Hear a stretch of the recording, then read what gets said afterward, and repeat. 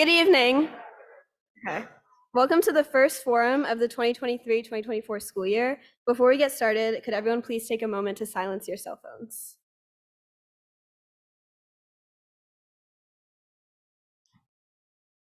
Okay. Forum was established 26 years ago in 1998 by the Rappolt family in honor of their children who graduated in the 90s. The Tower Hill community thanks the Rappolts for the legacy of remarkable speakers over the last 2 decades. Mr. and Mrs. Rappolt, would you please stand so we can thank you?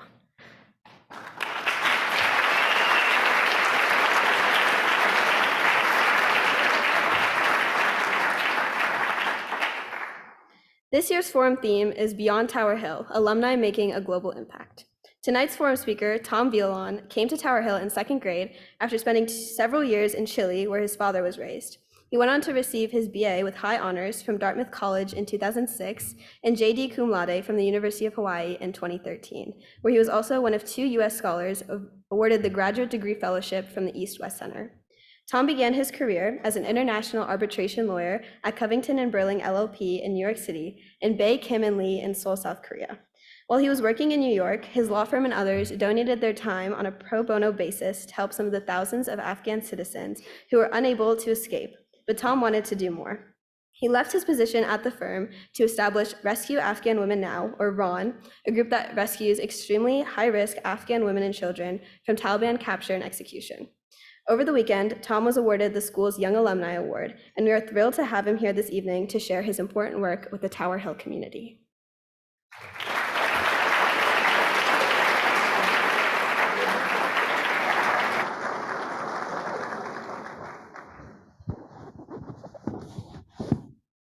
All right, thank you. Thank you, everyone. Can everyone hear me okay?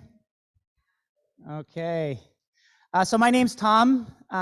It's really surreal, not just being back at Tower Hill after 21 years, but being here on this stage because I was actually a freshman sitting in the second to last row, I believe, up there during the very first forum lecture back in 1998.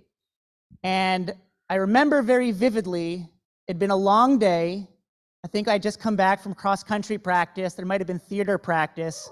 Yeah, there we go. So going strong, cross-country. But I remember seeing this really old guy get on the stage, talking about something that I had no real interest in. And then the light started to die down, and I could feel sleep like a warm balm coming over the back of my eyelids. And I remember thinking right before I fell asleep, man, this poor old sucker has to speak for an hour while I just get to pass out. So now I get to be that poor old sucker, which is very exciting. But if I see anyone sleeping in this section, I will randomly call on you for questions. So that's my warning.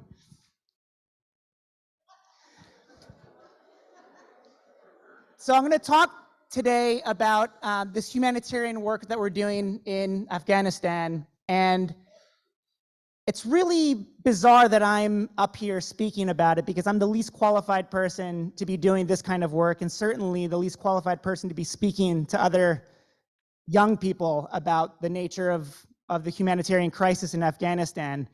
But when I think back to how this all began, it actually began here, back when I was in high school, albeit completely unbeknown to me at the time. I remember during this forum series, when I was a freshman falling asleep very carelessly, I had matured quite a bit. By the time I was a senior, I was very diligent. I was here in the front row, like all of these smiling faces. And we had one speaker that really changed my life.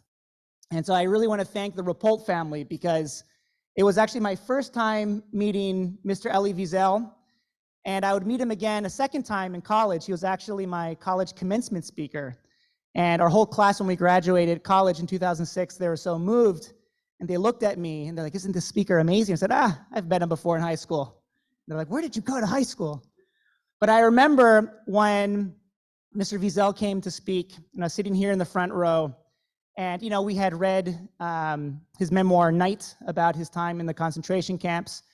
And just trying to wrap my young mind and heart around the appalling, unthinkable atrocities of the 20th century and the concentration camps in particular, and trying to reconcile this man who is a living testament to this dark era of human history, and trying to understand what is it that ties that part of history to me, to the present, to Tower Hill. And my conclusion at the time was, well, maybe not much. I really did think that. I thought, wow, I'm so lucky to be born in a country like the United States. I'm so privileged to be at an institution like Tower Hill. And I'm so fortunate to live in a world where I truly believed evil and good just don't exist. Those are just sort of clumsy ways to describe complicated relationships. And I remember thinking, well, the horrors of the 20th century are locked away forever in the 20th century. They're not with us anymore. I remember thinking, religion, all of it, because I was so smart as a senior in high school, I remember thinking it's all made up, it's old stories, irrelevant. And then my life changed again, and I remember I was sitting actually right where this gentleman is sitting in the second row on Tuesday morning on September 11th. I was sitting next to my classmate, Catherine Fortunato. We got pulled in, I think it was after first period, after homeroom, and you could just feel in the air this electric, static, chaotic energy where everyone was just scared, nervous, unknown. And I remember hearing hushed whispers amongst the faculty and thinking something very serious is wrong. And I remember seeing images of the Twin Towers falling. I remember suddenly a bunch of names from countries across the world suddenly became part of our everyday vernacular. People were talking about Afghanistan, people were talking about Al-Qaeda, people were talking about the Taliban. And I remember sitting in that seat thinking, well, how is this going to affect my life? I'm not sure. When we invaded Afghanistan, because the Taliban refused to extradite Osama bin Laden, I remember learning a little bit about what life was like under Talib rule.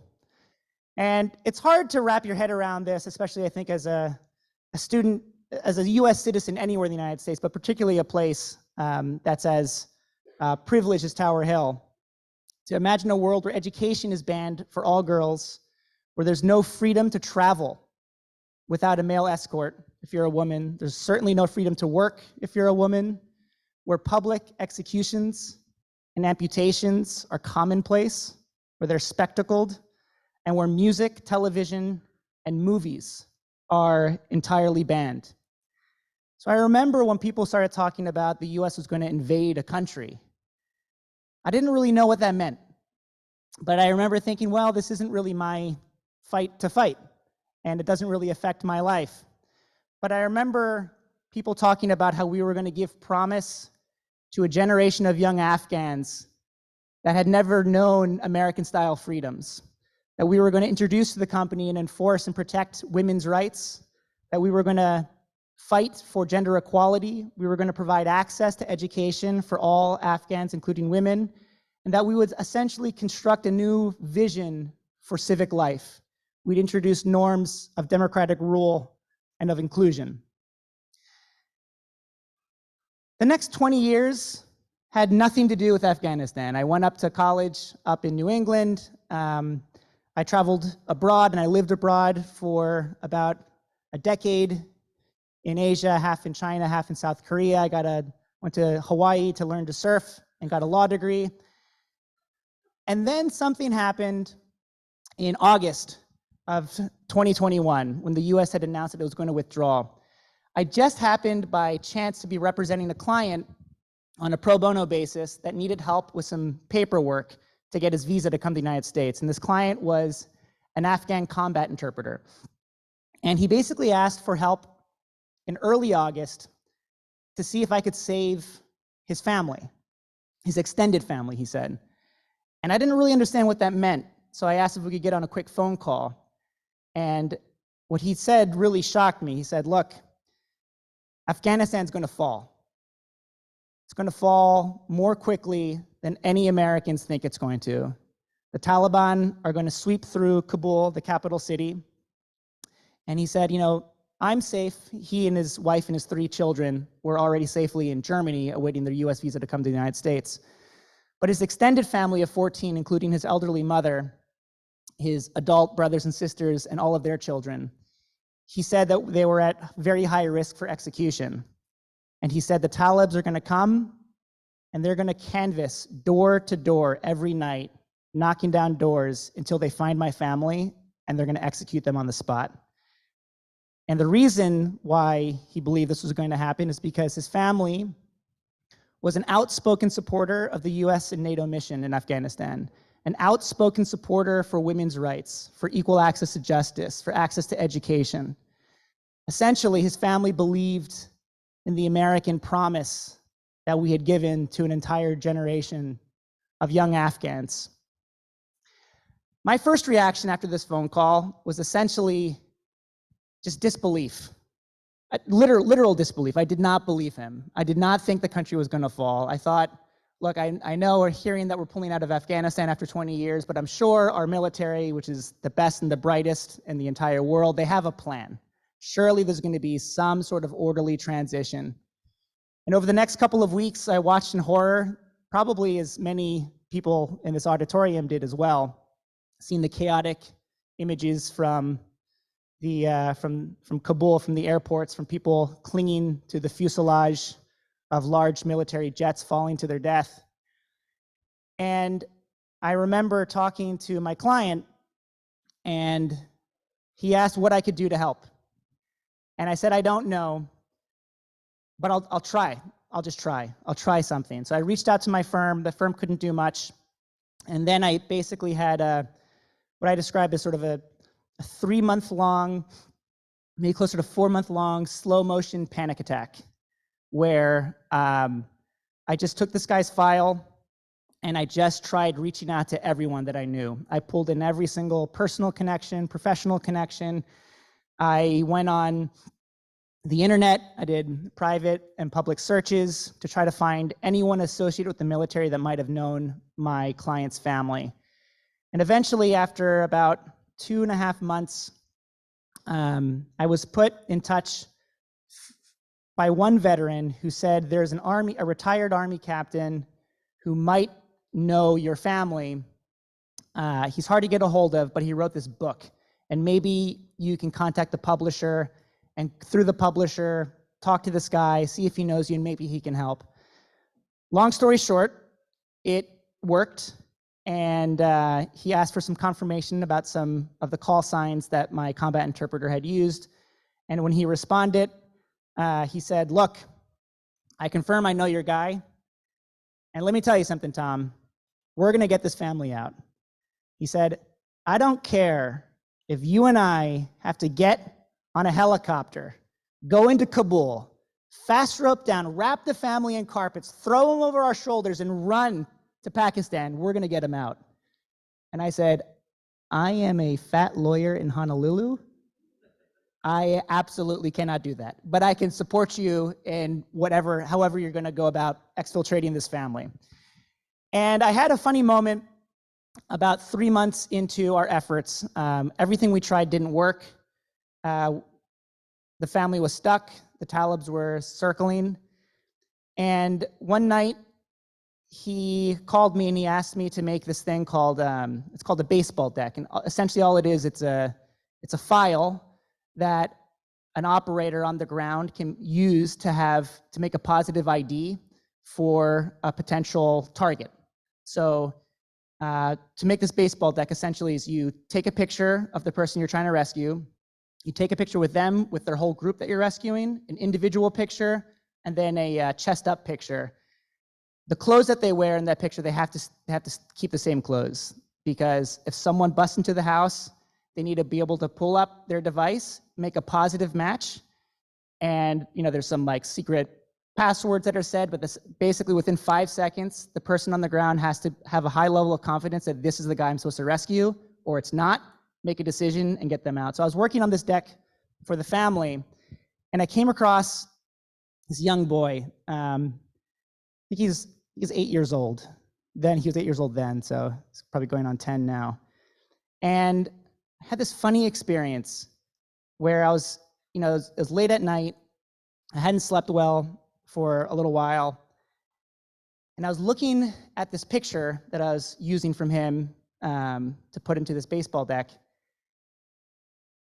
And I had the most surreal experience. I looked at his face and I saw the face of my father when he was a kid. So we were raised in South America in Chile. And there was something about this little boy. And he had this look of, he was terrified. And his little fists were clenched, but he had this strong resolve. Like he was trying to be the tough big brother and not be scared, not show it. And I remember just seeing my dad. And then when I saw my dad, I saw my brothers. I saw myself. I saw my future children. And I just lost it. And there's something really mysterious about life and mysterious about these inflection points. Because all of a sudden, a complete stranger's family, this little kid I'd never met, still haven't met, suddenly became the most important person in the world to me. And I remember feeling, this family's my family. And we're going to get them out. And we did about 2 months later. And it was about a month after I got married, 4 months after the US withdrawal. And I remember feeling not joy immediately, but a deep sense of obligation. And I remember thinking, well, I've proven to myself that I can do at least something if I really try. So now I have a moral obligation to really try. And so I knew I had to leave my legal career. I knew I had to cash in my retirement and my savings. I just knew there was a window of time that would be about 1 year to 2 years where an extraordinary number of our allies left behind would be summarily captured and executed.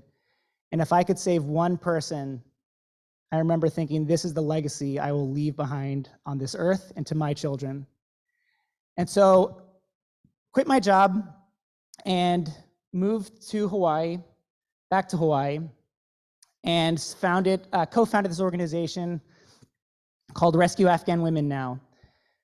We focus primarily on young women that served in the former Afghan military, with a particular focus on what's called the Female Tactical Platoon, the FTPs, which is the only all-female special forces group in the former Afghan military, all of whom were trained by and deployed alongside United States Tier 1 and Tier 2 special forces units.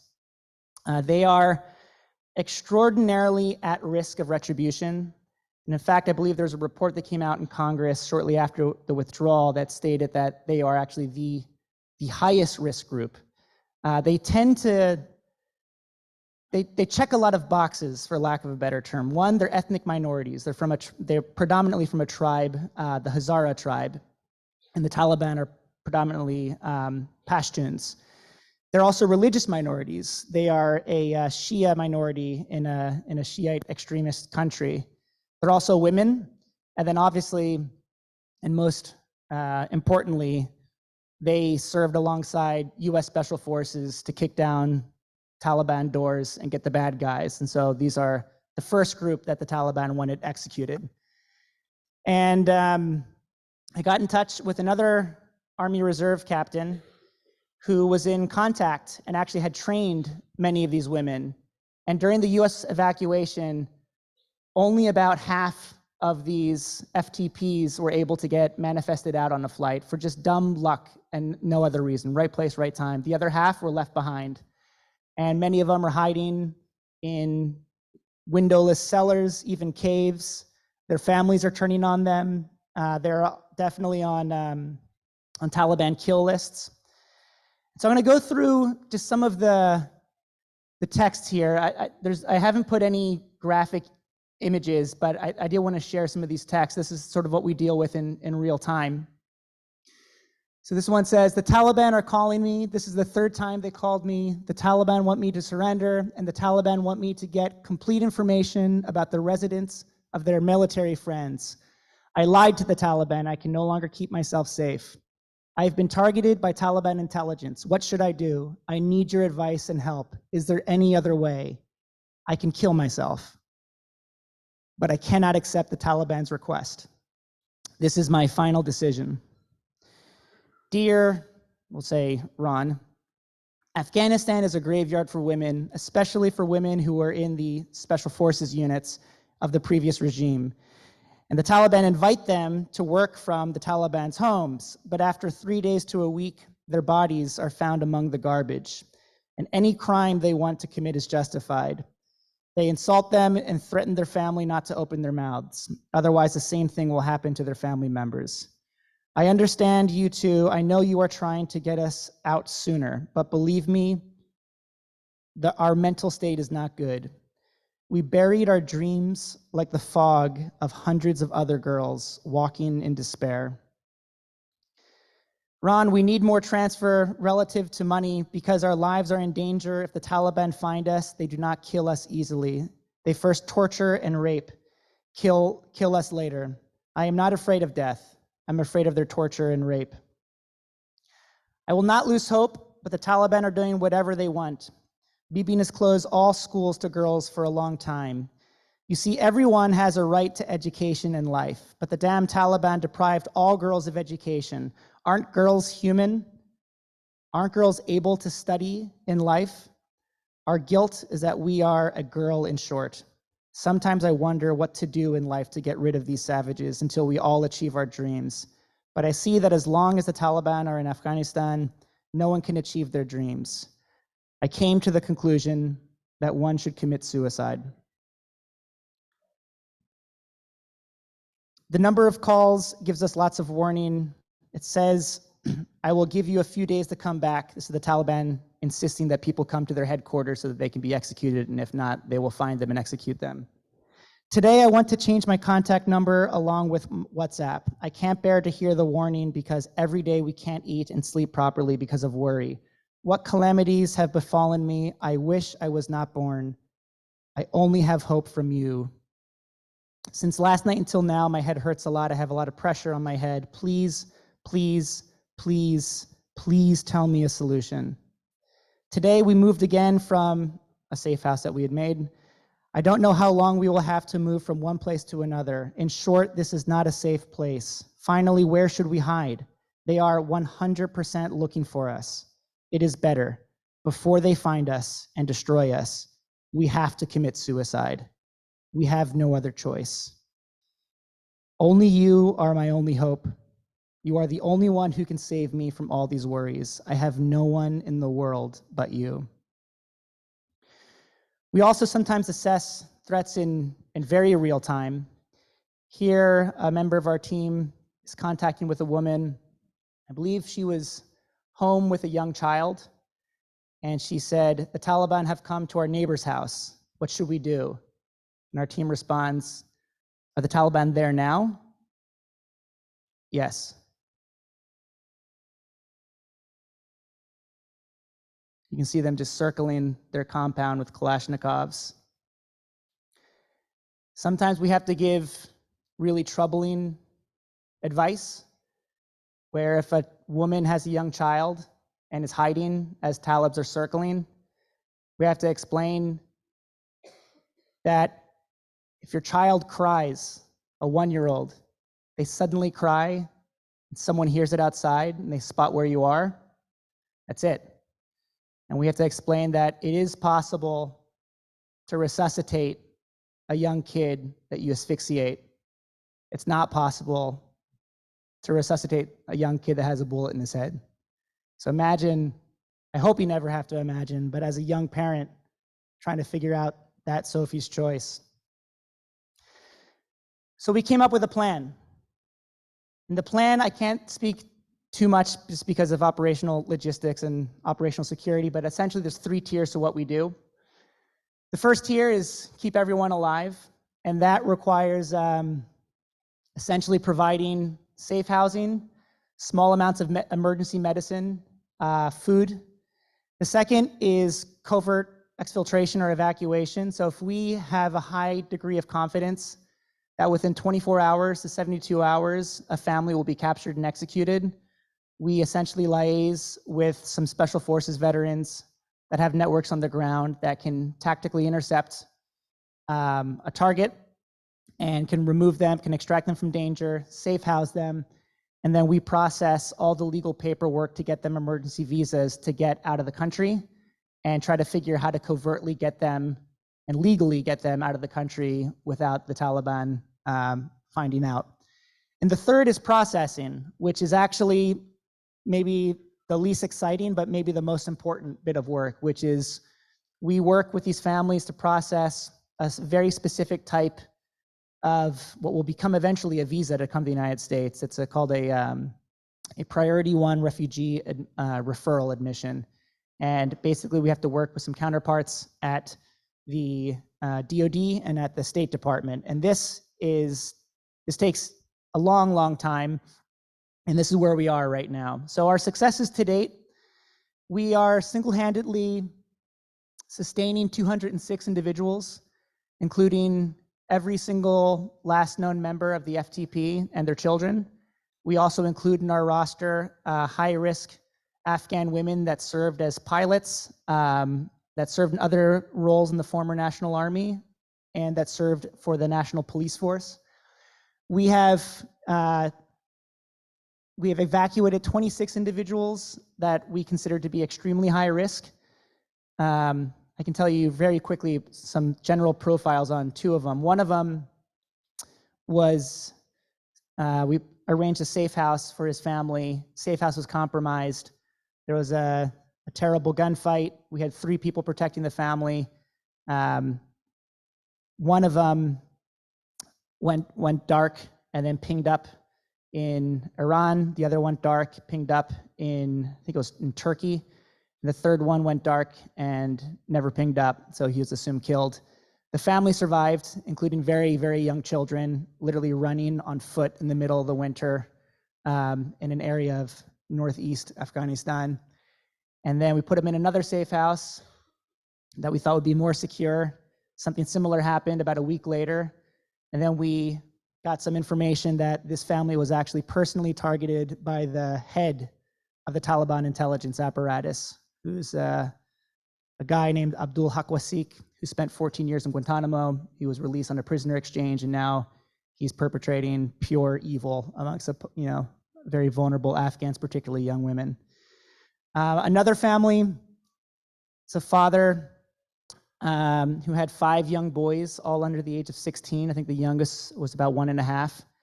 He was captured by the Taliban. He horrifically tortured for 8 months, and I won't describe what that was.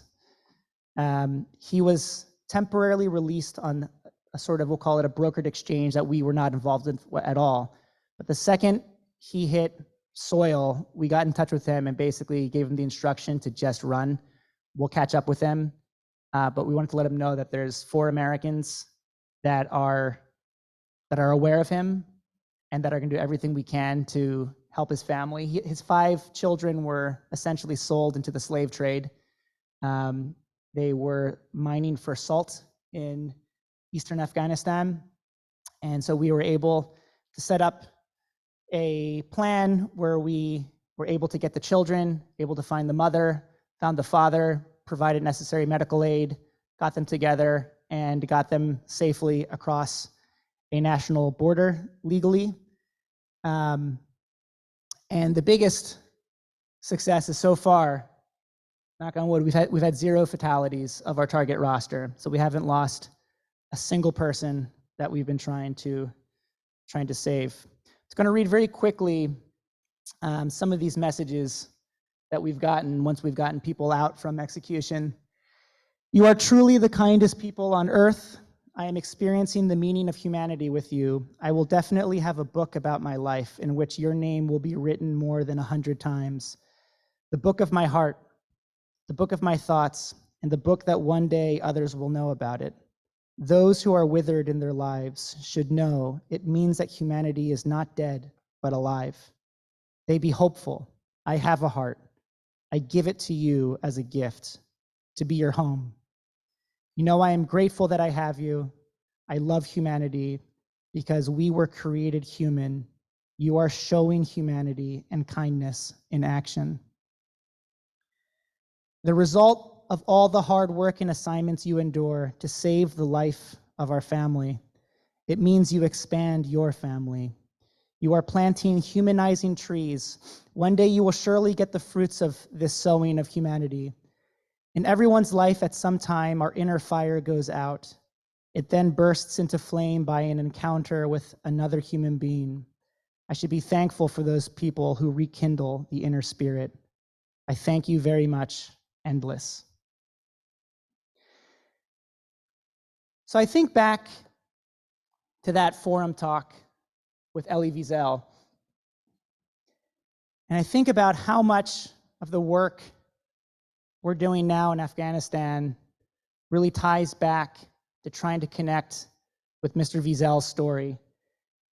And I've been thinking about this the past couple of days, how I've sort of come 180 from what I truly believed adamantly as a high school senior. I do believe that evil and good exists. I do believe that goodness is the only thing that can really overcome evil. I believe in the power of individual action. It's interesting, when we saved our first family and they were safe, we had an unencrypted video call because we'd never seen each other's faces in real time. And this was a devout Muslim family, and I'm a practicing Roman Catholic, and on our team we have a practicing Jew and a practicing Episcopalian. And we had this call, and it was the first time we all saw each other, and the family and their children. We saw the children in the back; they were just playing, running around, just being kids. And it was so surreal because a week prior, I remember looking at pictures of these kids, thinking like, they might not make it. I might be getting a really difficult video that I need to prepare myself for and keep moving forward. And then to see on this call these kids just giggling and just being children, and to see the parents, and everyone just broke down crying. And the parents said, "I'm sorry we're crying. For us, we are seeing the faces of our guardian angels that saved our bloodline." And wanting to break the tension a little bit, I said, I hope as devout Muslims, you're not offended that your guardian angels are a Jew, a Roman Catholic, and an Episcopalian. But they didn't care. I've also been very interested in the power of mythology, theology, and religion, of how it identifies us in the world in complicated ways, and how much the world doesn't actually change. Thinking back to when I was here in the front row listening to Elie Wiesel, I really thought, wow, the world has changed so much. The world he describes no longer exists. Of course, it did exist, just an inch below the surface. And I realized the world doesn't change, but individuals do. And sometimes all it takes is just one individual to be a source of light for someone in the darkest, deepest despair, and you can change the entire universe by saving that one individual. And I came across this recently. These are two lines from two very different sources. The first is from the Holy Quran. It's from the 5th book, the Surah Al-Ma'idah. And the second is from the Jewish holy book, the Talmud. So the Quran says, "Anahu man qatala nafsan faka'ana man qatala an-nasa jami'an wa man ahya faka'ana ahya an-nasa jami'an." And I've shortened it a little bit. The original's a little bit longer, but it says essentially, for an individual who takes away a soul, who kills a soul, it is as if he has killed all humanity. For an individual who saves a single soul, it's as if he saves the universe. And here in Hebrew, V'chol hamakayem nefesh achat miYisrael ma'ala alav hakatuv ke'elu kayam olam maleh. He who saves a soul in Israel saves the entire cosmos. And I look at these two pictures. So this is the concentration camps, and this is on one side and Afghanistan on the other. And I don't understand how they're different. I don't understand how they're the same. But I do understand that there's a fundamental mystery in the power of goodness, in the power of confronting evil. And though you might not believe it, and I certainly didn't believe it as a high school student, all those seeds are getting sown right here. I mean, it's extraordinary. I remember when I was a senior thinking, there's no way in my lifetime we'll ever hear one group of people calling for the complete genocide of another group of people. I mean, think about what's been happening just the past couple of days. So it's interesting, the way 9/11 put a seed in me that I couldn't name or understand. Many of you are going to have a similar experience, I suspect. The events of this past week are going to undoubtedly complicate an already complicated world. And it's going to be all of you that are going to play a critical role. Who knows what it'll be? But it's all going to come back to where you come from. And it's all going to come back to places like Tower Hill and even this very auditorium. So I don't want to take too much of your time. Thanks everyone for your attention. Another round of applause for the Rapult family, who, unbeknownst to them, have had this extraordinary gift.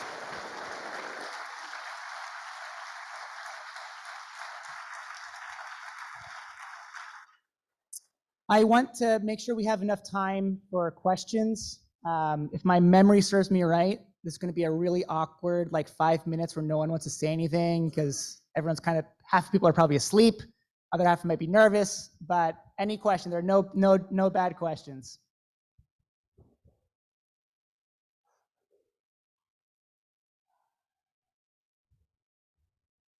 And when could you please introduce yourself? Tell me your year and maybe what your favorite class is.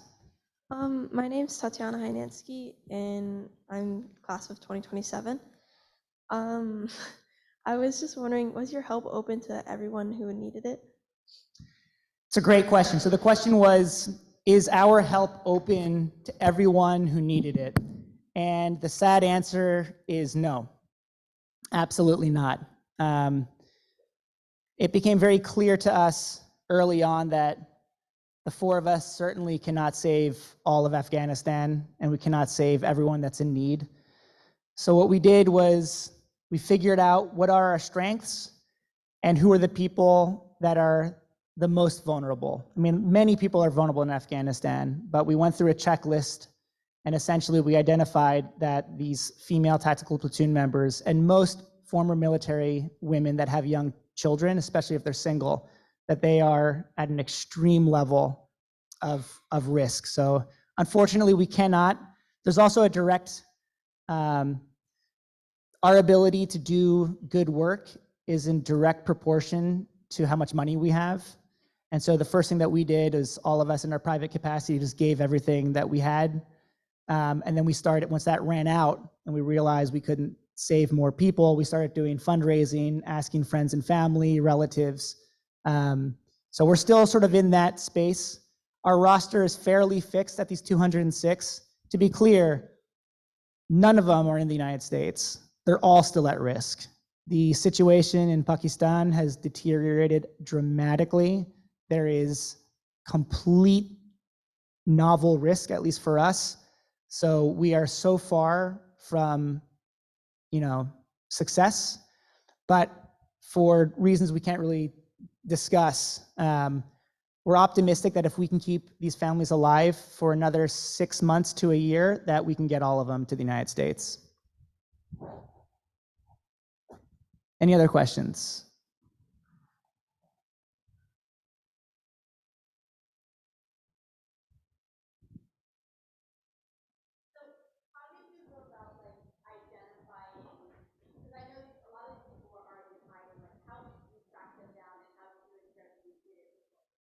Yeah, great question. That is Olivia. She is a senior, and her question was, how did we track down these women? How do we get in touch with them? And how do we do it in such a way before the Taliban got a hold of them? It's a great question. I had nothing to do with it. It all comes down to the true hero of our group, who's this Army Reserve captain who she deployed to Afghanistan several times and personally trained many of these fighters. And so she's in touch with all of them. First thing I did when I quit my job is I started taking sort of language classes because a lot of their English isn't that great.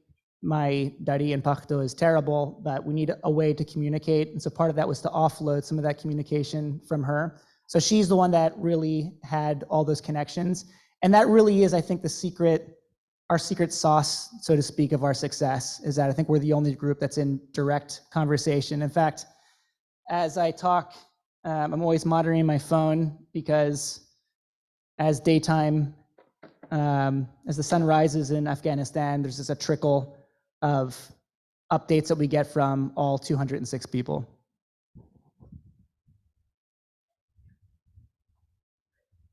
Hello, my name's Keenan, class of 2026. My question was, why do you have to legally get them out of Afghanistan? Very good question. And as a lawyer, I'm very happy you asked that question. So, general rule of thumb, I wish I knew it in high school, but I'm telling everyone now, don't do things that are illegal. Generally speaking, not worth it. The juice is not worth the squeeze.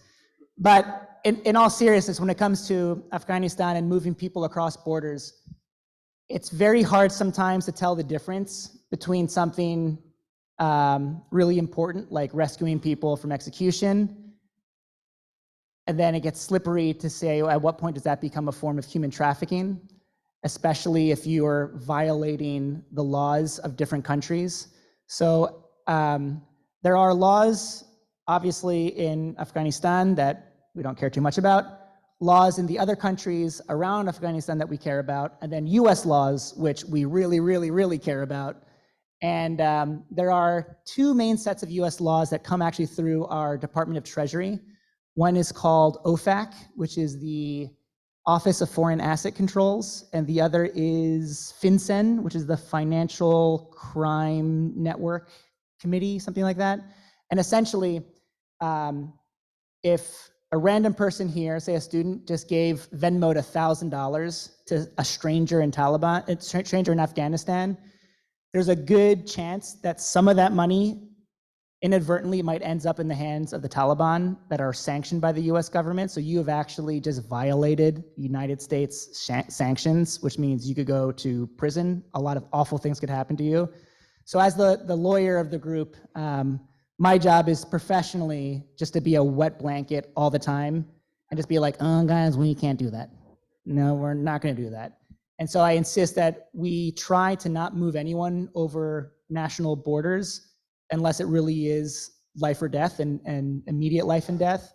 And if we do that, I insist that we do it above board. So they all have legitimate passports, legitimate Pakistan visas. They have the proper security team that can sort of shepherd them across the border as necessary. But the worst thing, and this is actually many people that have gone into trying to help at-risk Afghans have found themselves in quite a predicament where they move people across borders and they don't do it legally. So they don't get passports, they don't get visas, they just essentially sneak them through. There's one pass in eastern Afghanistan called Turkham. And then these people end up in a different country where they don't speak the language, they don't have a right to work, they're being discriminated against, they can't make money, they're hungry, and they get sick. And then what happens is that they fall prey to a lot of bad actors, especially women. So that's one thing that we're very adamant about, is that we do everything above board so we can support these people for the long haul.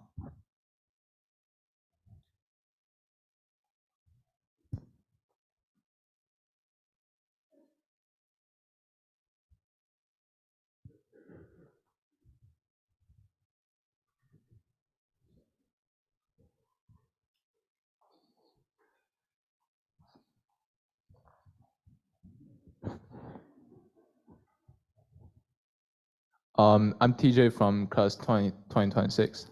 I'm sorry, I hope this question won't offend you, but have you ever seen a life passing away in front of you? Like, for example, somebody on the other side of the phone suddenly lost contact with you? And if there is, what was the feeling? Yeah, it's so funny.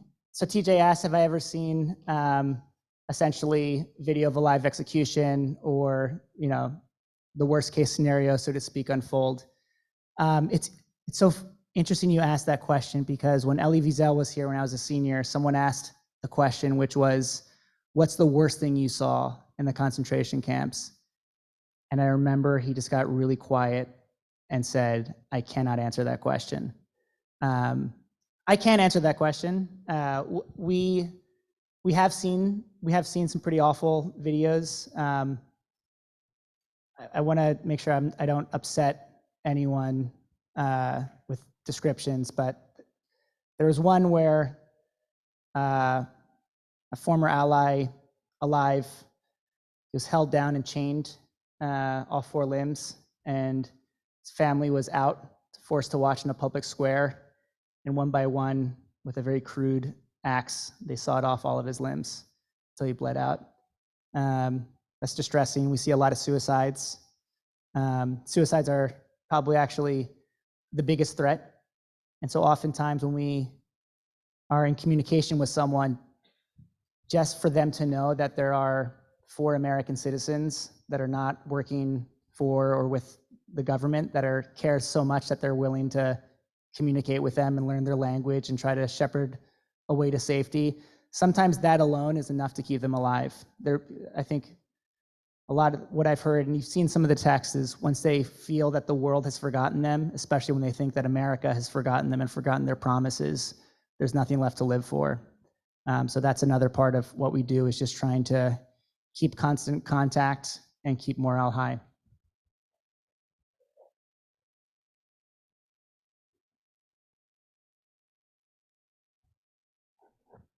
We got one more, maybe? Oh, great. I'm Neil, I'm senior, and I'm actually a Chinese citizen. I'm really inspired by your story of how it demonstrates like possibility of personal actions and courage. But I'm a Chinese citizen, so I often feel like, as me personally, I often feel powerless as an individual to engage in like such big progress. So have you ever felt powerless? And like, how did you confront that? Great question. So he asked, as just a individual civilian trying to do things that civilians don't typically do, have you ever felt powerless? Have you ever felt sort of stymied? And how does that work? Face on how you go empty. Yes, absolutely. So to be totally candid with everyone, I go back and forth. There was a period of time where I was just my frustration at our government system in the months following the withdrawal, that frustration fermented dangerously into a form of real resentment and anger that the government wasn't doing anything to help the women that I knew, which is obviously not all the women of Afghanistan. And I remember being so upset, thinking, why does this fall on the shoulders of private citizens?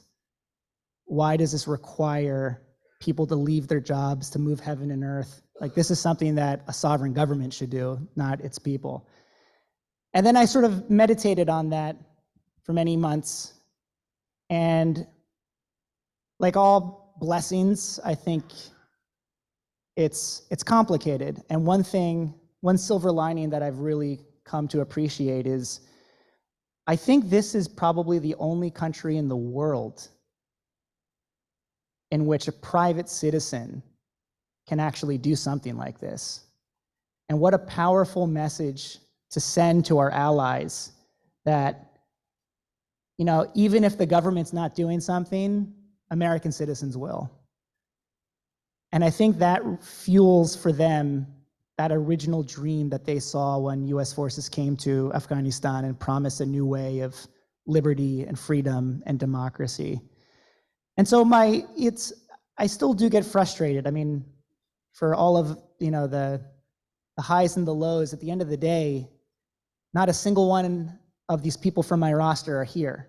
And I'm not going to be happy. I'm not going to feel secure. I'm not going to feel like we've done really anything until all these families are here.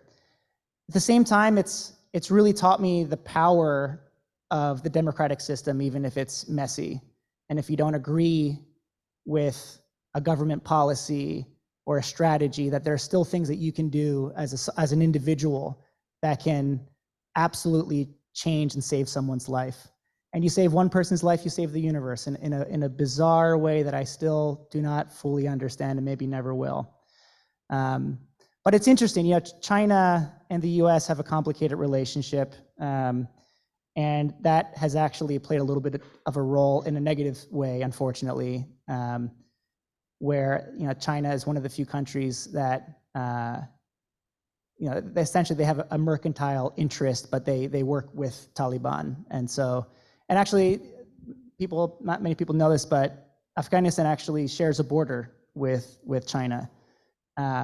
And so we actually have to always be very cognizant of who we're speaking to on the ground, and it's complicated. But yes, I definitely do feel frustrated in how little our government's doing. But ultimately, I feel a deep sense of responsibility and gratitude that I was born in a country where you can actually do something. Like you can actually do something. And it's funny, a lot of people sort of in government, not in an official way, or even when they've left government, they realize, I think, morally that what we're trying to do is the right thing. And we've gotten tremendous support from people that, I'll be honest, I have no business knowing, like incredible men and women that serve at different levels of our government and of our military and of our intelligence communities that are just absolutely extraordinary. And so I think this experience is actually, though it's been very dark and very frustrating, it's shown me some of the brightest points of light in our democratic system.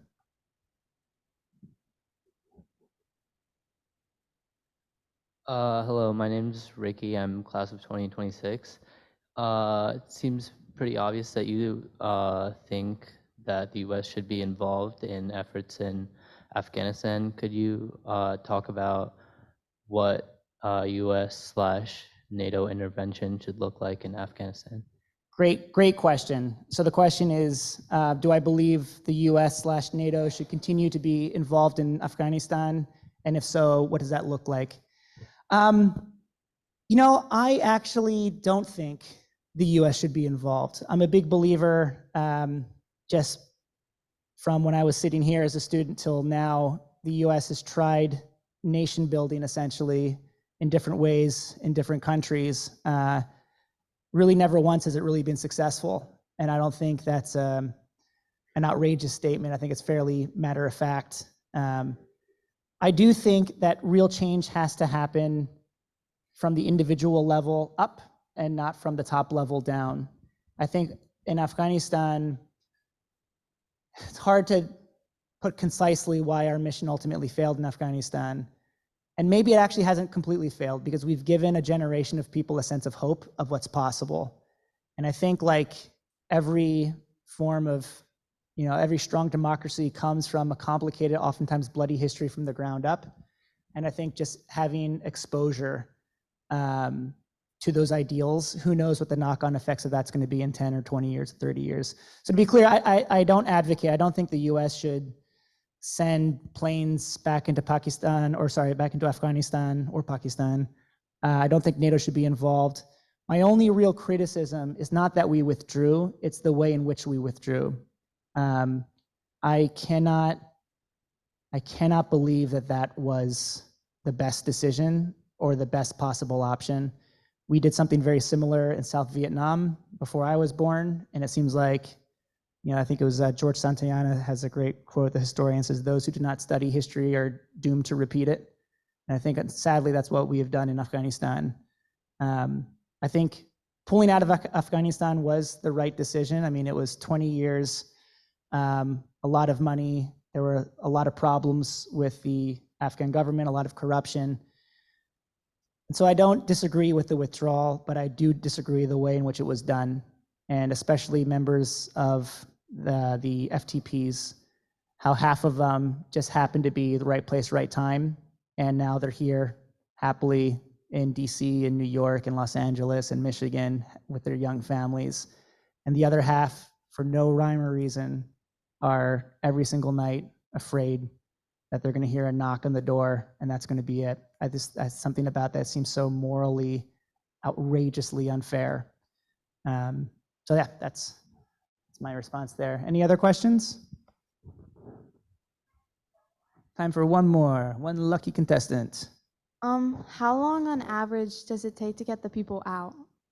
It's a great question. So to be very clear, so we've gotten 0 people out. So when I say get people out, the ultimate goal is get them to the United States, or one step before is to get them to a US military controlled base for forward processing. So what happens is, in order to come to this country as a refugee, it's very difficult and you have to be very carefully vetted. And so that vetting process takes many, many months.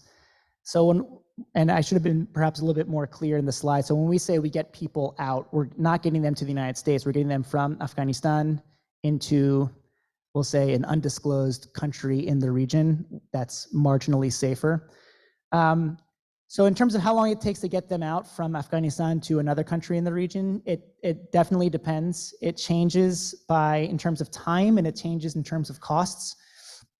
Essentially, as the conditions deteriorate in Afghanistan, the Taliban seem to get more and more bloodthirsty and more draconian in their efforts to control people.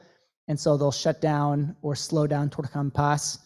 There's another element that's actually a pretty interesting point, which was when the US mission came to Afghanistan, one of the things that we did is that we installed a fairly sophisticated biometric system for all the top military commanders and for all of our allies.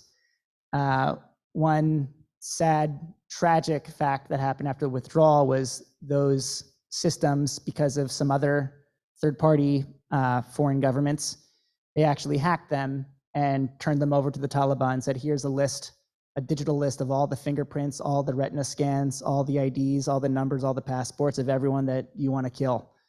And so the higher profile individual that we're trying to save, the longer it takes, because we have to basically sneak them out, for lack of a better term, in plain sight. The longest we've had was probably in the ballpark of about 5 months, and we've had some that have been as little as a couple of days. Okay, I think that does it for our time. Thank you everyone for wonderful questions. And thank you to the Rappold family again, up back there.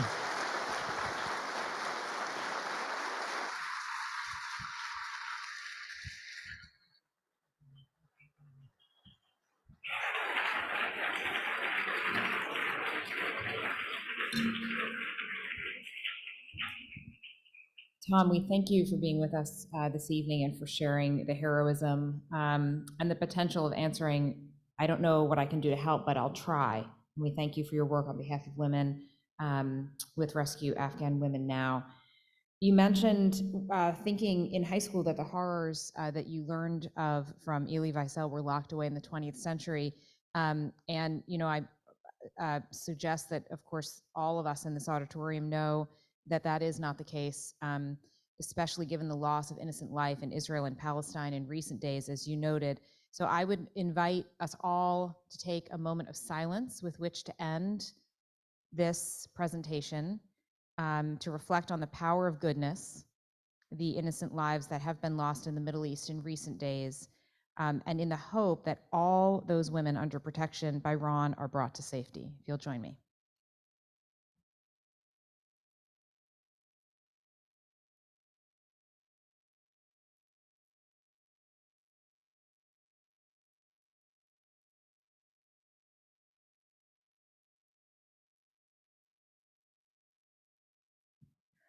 Thank you. Friends, this was a call to action, and in fact, on the screen is a call to action. I imagine if you scan that QR code, it will bring you to a place where you can make a gift.